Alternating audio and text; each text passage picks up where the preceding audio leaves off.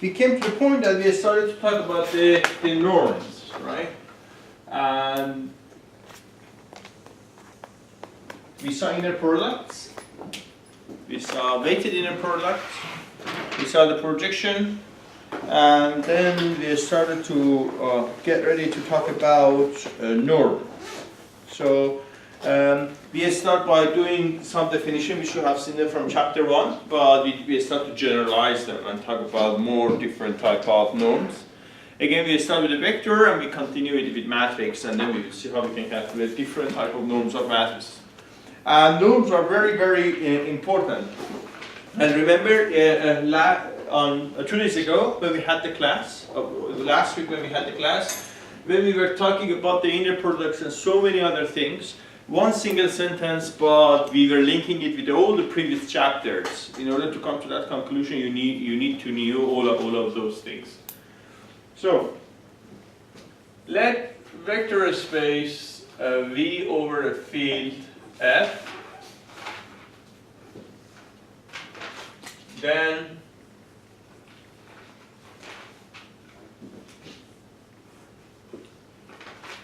this operator, which is from V to R, well actually to F, but doesn't matter, is a vector norm if it satisfies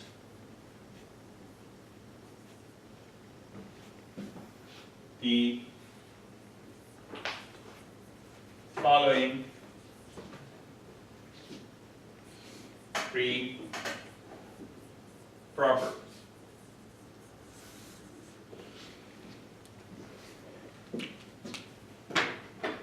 Do you remember them?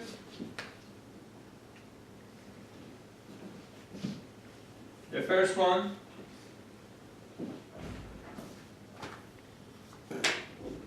we had this theorem actually before. I mean, not in the vector space format, but we said that a norm has three properties.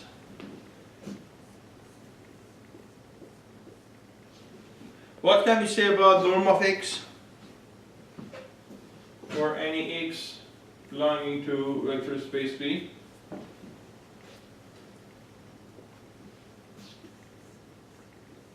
It is non-negative. Norm is always non-negative, and it is actually 0 if and only if X was 0.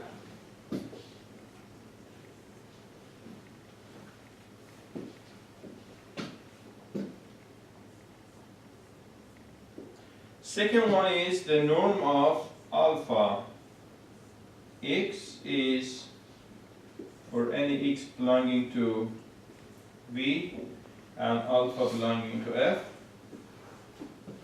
What is this?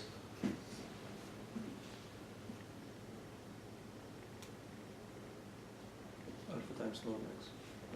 Alpha times, Or modulus. sorry? Modulus alpha. Yeah, modulus of alpha multiplied by norm of X, because norm should be always positive and alpha can be a negative number, so we have to put the modulus. And the third one, what's the third one? It's a very famous term. It's called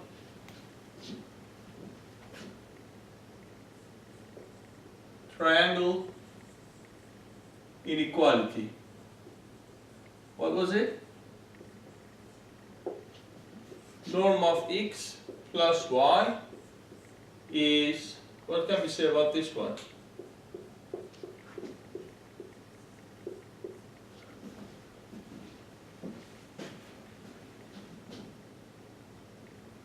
What can we say about this one? Well, it's inequality, so it means that one side should be bigger, but which side should be bigger?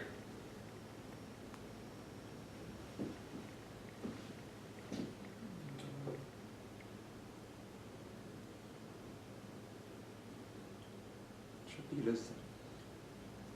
Yeah, this is less than for equal to this for any x and y belonging to V. Come on, we knew it from high school. I mean, don't look at it like that. This says that if you have any triangle, and if you pick up any two sides, the third side is well, actually strictly less than the addition of the other ones if it's a triangle. The equality happens if they are of the same direction, same line.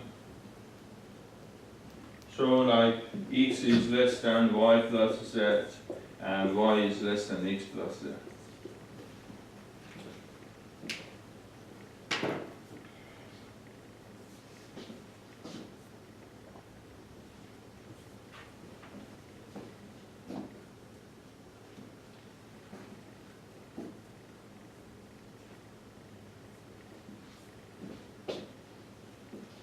Can I erase this green part?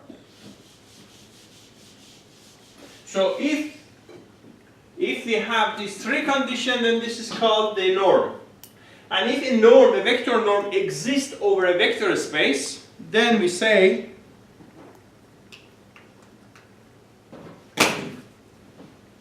then V and F, vector space over a field F, is said to be a normed linear space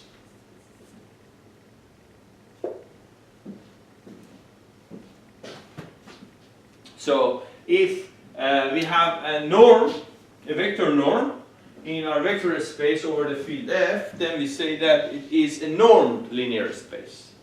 Similarly, we had that if we have an inner product defined in our vector space over field F, we call it inner product space.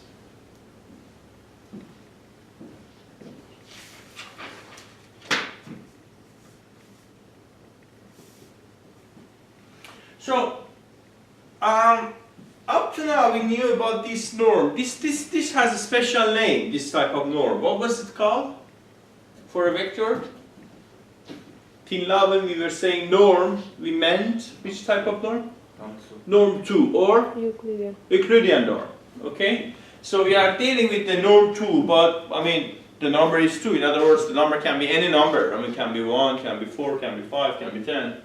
So what we want to do, we want to discuss about a new type of norms, which is called P norm or Holder norm. So which should be kind of maybe new for you, because this norm we knew it from even maybe back to high school, but definitely in undergraduate already knew.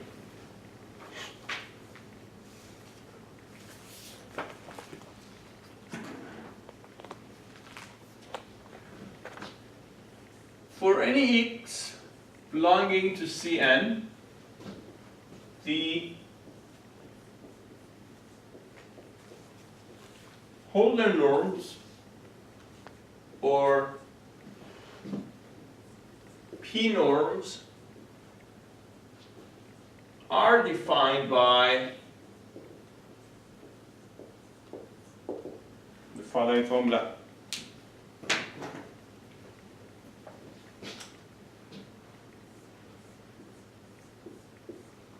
Norm x and xp is called a P norm, and this is the magnitude of x1 to power p plus the magnitude of xn to power p, the whole summation under the root base p. Under the root base p, where p is greater or equal than 1 and less than infinity. And we know if p is equal to 2, it's the second norm, it's the Euclidean norm, right?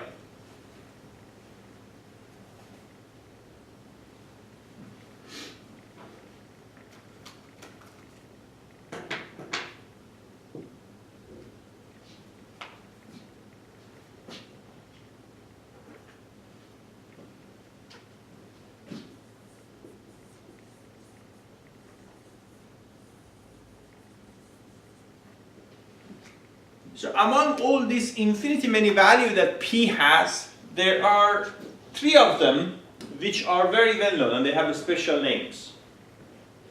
And those ones are Manhattan norm when P is equal to 1 or norm 1. The other one is Euclidean norm when P is equal to 2. And the last one is maximum likelihood, which is P is infinity. So let's see how they are being defined. So case 1.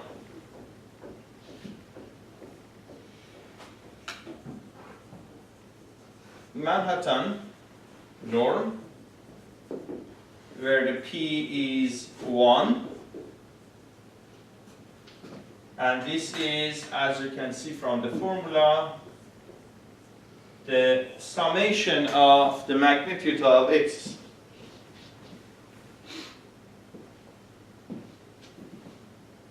Let's start from 1 to n.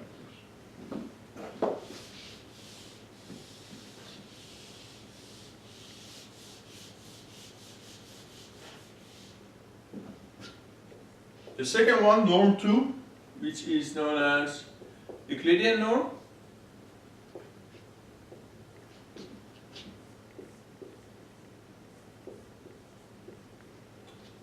Which is s square root of the summation over I of magnitude of xi squared.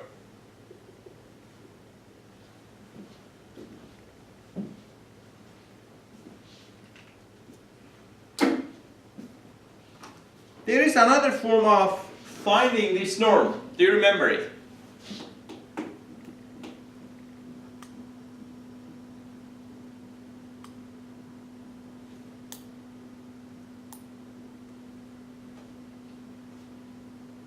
Did you study what we wrote last week?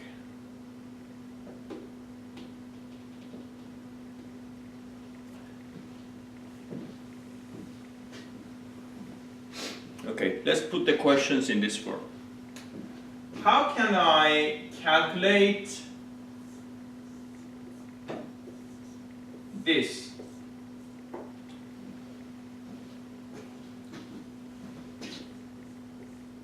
For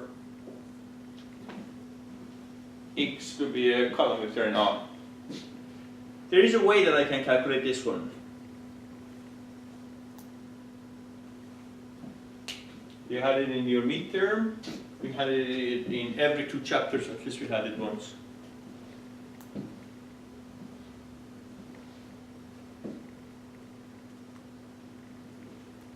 What is x? You know that xi, I is one element, right? What is xi squared? Let's get back to higher school. What is an element s squared? Element times itself. Very good.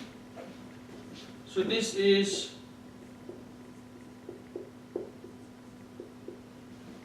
this, right? This is this. Now, the x1 will be multiplied by the x1. Then the x2 will be multiplied by the x2. Then the x3 will be multiplied by x3. What is this definition? What was the title of this chapter? Projection? Inner product. So this is the inner product of x by x, right? So this is the inner product of x by x. But how can I calculate, how can I reformulate this inner product of x by x? The result of this one, what is the result of this? What are the results of this? Scalar. It's a scalar number, right? So how can I write this one? X transpose X. Very good. X transpose X, right? However, we are in C. However, we are in C. So Hermitian. Yes, Hermitian. So this is X, Hermitian X.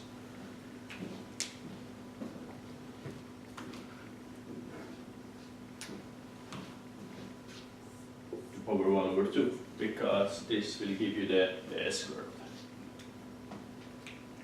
Or I can write it, this is the inner product of X.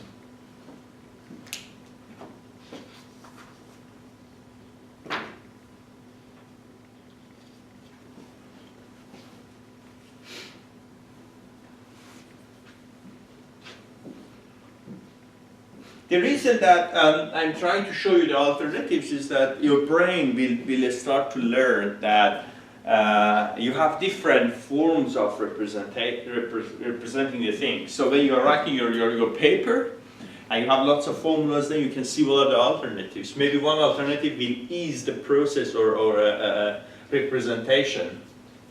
Like everything that you have written is in a vectoral form, and then you come to the norm, then you want to represent the norm too in a vectoral form. So.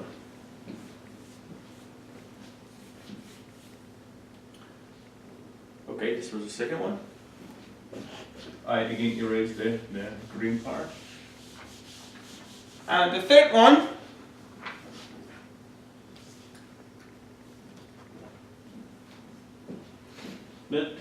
is norm of x infinity. Norm of x infinity. Let's see what it is.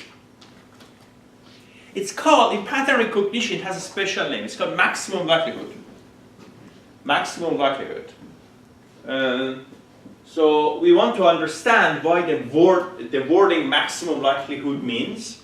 But before that, let's prove what it will be. Let's prove what it will be. Okay? So let's do it together, right? Let's do it together. Infinity. From definitely calculus in undergraduate, you remember whenever we see the infinity, we cannot write infinity. How do we handle the infinity? What do we use? Limit. Limit. So we say that this is actually the P norm when P goes to infinity, right? This is the P norm when P goes to infinity, and this is what is it? It is the definition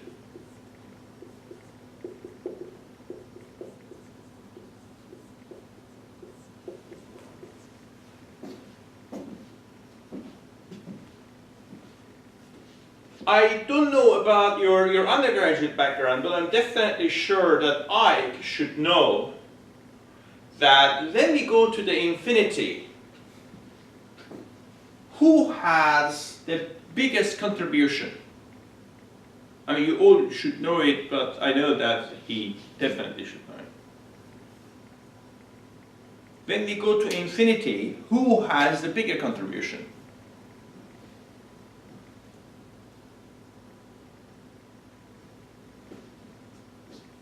Okay, so let's do it in this form.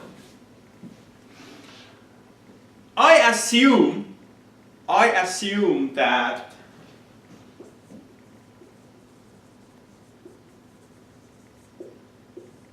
xi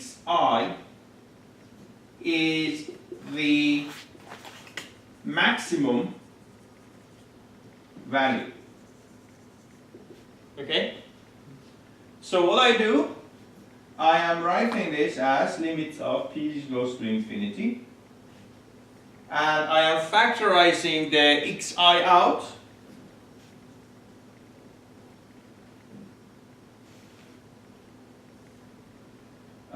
Then I have to power p. Then I have x1 over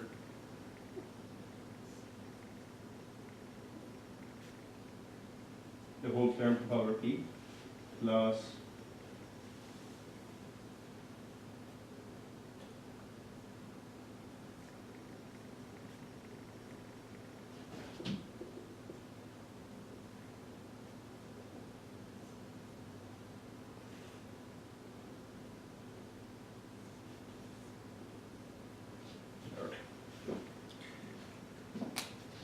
again, I'm aiming to you like, what can we say about these fractions.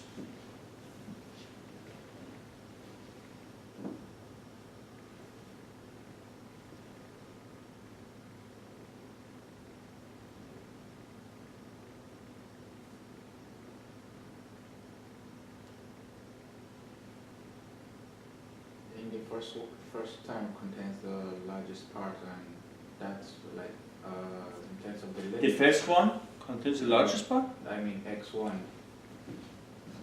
That's. No. Who said that x1 is the largest one? No, I didn't say x1, but I said x1 would contribute the More. more. Why x1 will contribute more? Maybe my vector is this. 0, 1, 2, 3. Contribute less. So, I erase this part.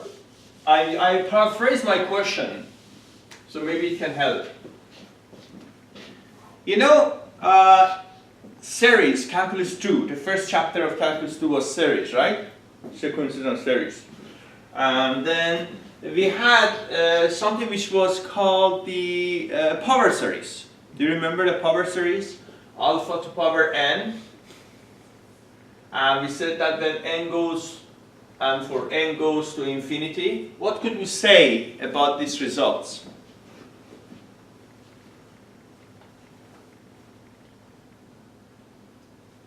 It's very famous, very, very, very well known. You have used in signal and system, you have used in communication, you have used, of course, in calculus, differential equations. This is very well known. Actually, in the highest school, we accept it. Donna? I don't remember it. Again, let's go a bit simpler. Let's have these two numbers. 2 to power infinity, 1 over 2 to power infinity. What can we say about 2 to power infinity, Dana? It's infinite. It's infinity. I mean, you understand infinity doesn't exist, so I mean, this is only for notation to understand this goes huge. What about 1 over 2 Hassan to power infinity? What is 1 over 2 to power 2? 1 over 4. 1 over 4. 1 over 2 to power, let's say 4, it's 1 over 16. What can we say as, the other one is 1 over 8, right? So it goes like 1 over 2, 1 over 4, 1 over 8, 1 over 16, 1 over 32, 1 over 64. So what can we say as this power increases? It goes to 0. It goes to smaller and smaller and smaller. So when it is to power infinity, It should approach 0. so I mean it will become 0. So basically, if alpha is less than 1, the result is 0. Otherwise, it's infinity. It's not defined. It's not defined. We don't care about that part. Right? Are we okay? You remember it? Yeah. Good. So you're not old yet. So when alpha is less than 1, the absolute value of alpha is less than 1, greater than 0, we are 0. What can, so we got this one. What can we say about these ratios?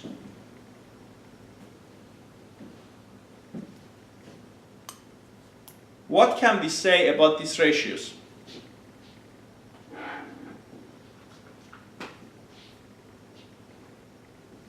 What can we say about ratio x1 divided by xi, Ike?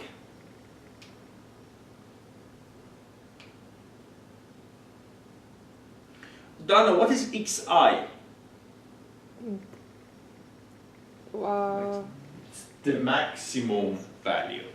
So the biggest number is xi. Where it is, I don't know. So any element divided by the maximum, what can we conclude? It's less than 1. It's less than 1, definitely. So this is definitely less than 1. This is less than 1, less than 1, less than 1, less than 1. What about this one? 1. This is 1. So p goes to infinity. P goes to infinity. What can I say about this there? goes to 0. 0. 0, 0, 0, 0, 0. Okay? So I can write, I erased these parts because it was just only for you to remember. Now I want to remind you something else. So what we are left with is this. Limit of p goes to infinity of xi to power p multiplied by xi over xi to power p to power 1 over p. Now you remember this.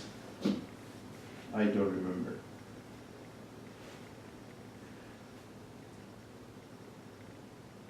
One plus 1 over n to power n goes to infinity. What was that?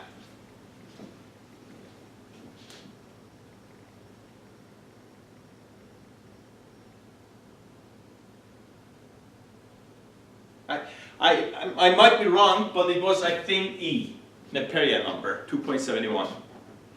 Right? N goes to infinity, so this term is 0, and we have 1 over infinity. And we said that 1 over infinity is an undefined situation, right? So we have like 1 over infinity is undefined. By undefined, we means that we should solve. We should solve. But there is one thing that they have never taught you in the calculus. They have never told you what is really happening with the 1 to power infinity. We have two types of 1s. We have two types of 1s. Do you know them? Right? Do you know what are the two types of 1s? Hassan, do you know? There are two types of 1s. One of them is called absolute 1. It is number 1.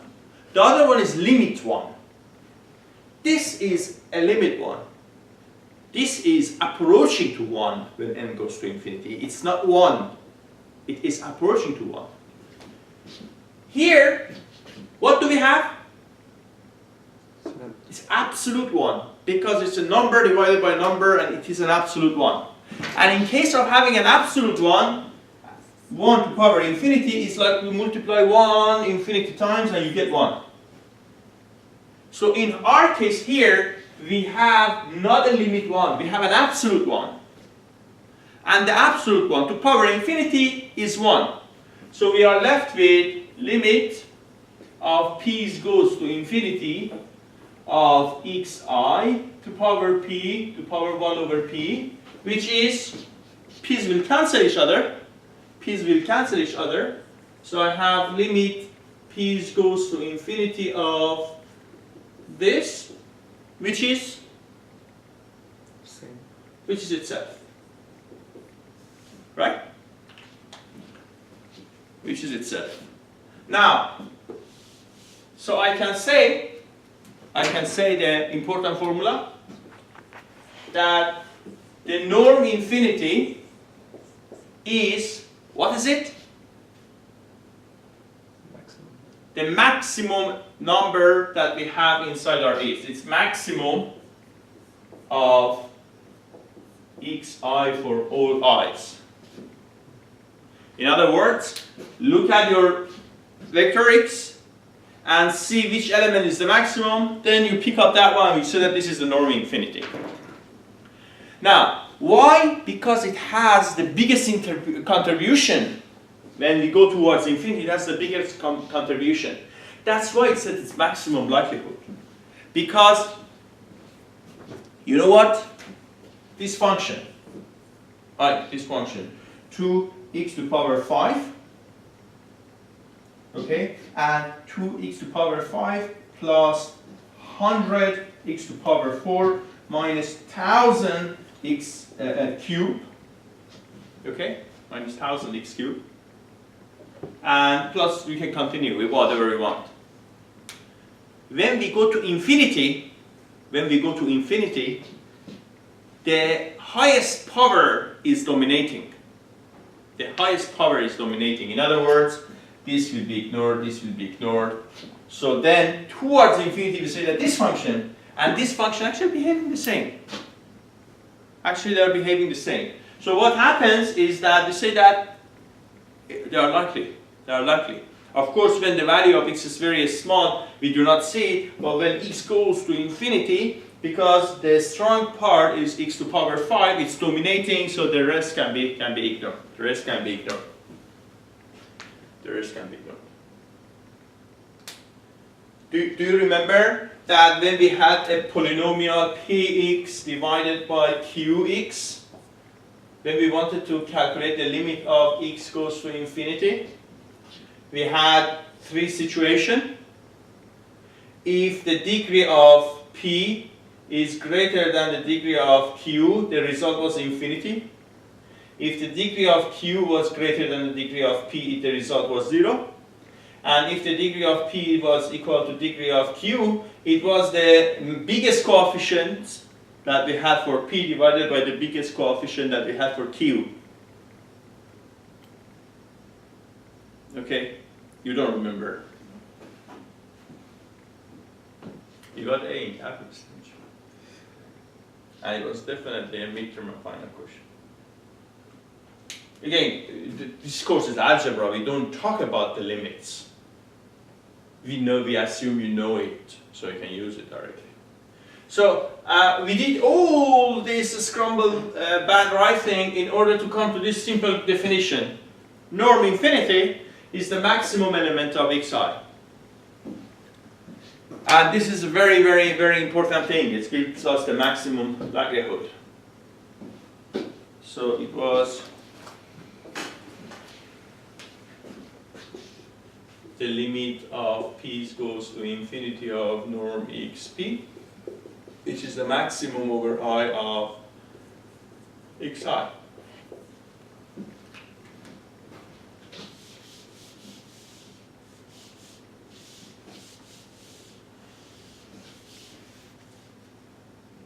xi, okay.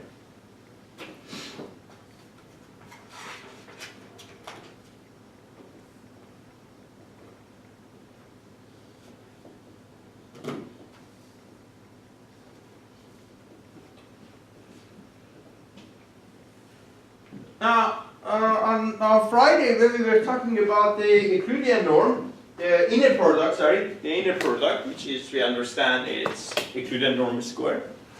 We were talking about the weighted inner product, right? So it means that the norm potentially has the capacity of being calculated based on a weight. So let's see how we can calculate the weighted norm. But I think you're right.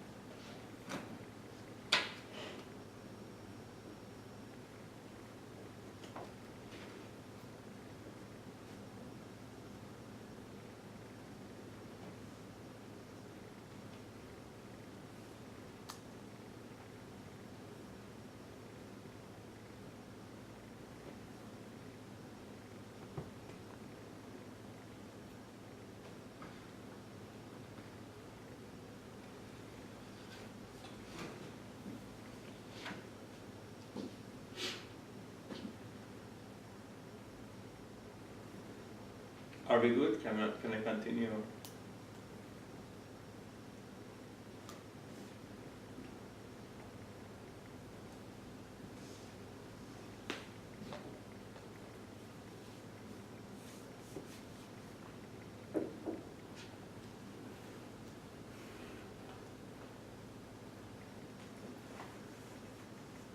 Are you all IEEE member? I just IEEE. We are IEEE member, right? You're IEEE member. Right? No, yes, yes.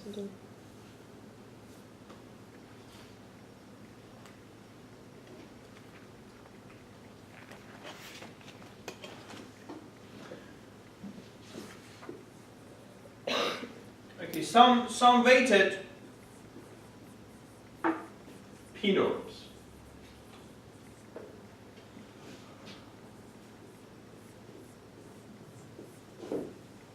Norm 1 over the weight D. Okay, this, what is your expectation? What is your expectation that what it should be? What was norm 1? What was norm 1, Ike?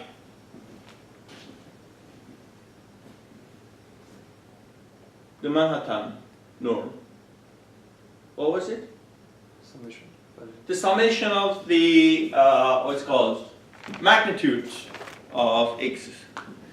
So if you want to calculate it over the weight D, so what will it be? The same summation, but for each of them you have to multiply by a weight. So it's like the weighted distance, right? The weighted sum. So it will be the summation over I of di magnitude of xi, where di's are all positive.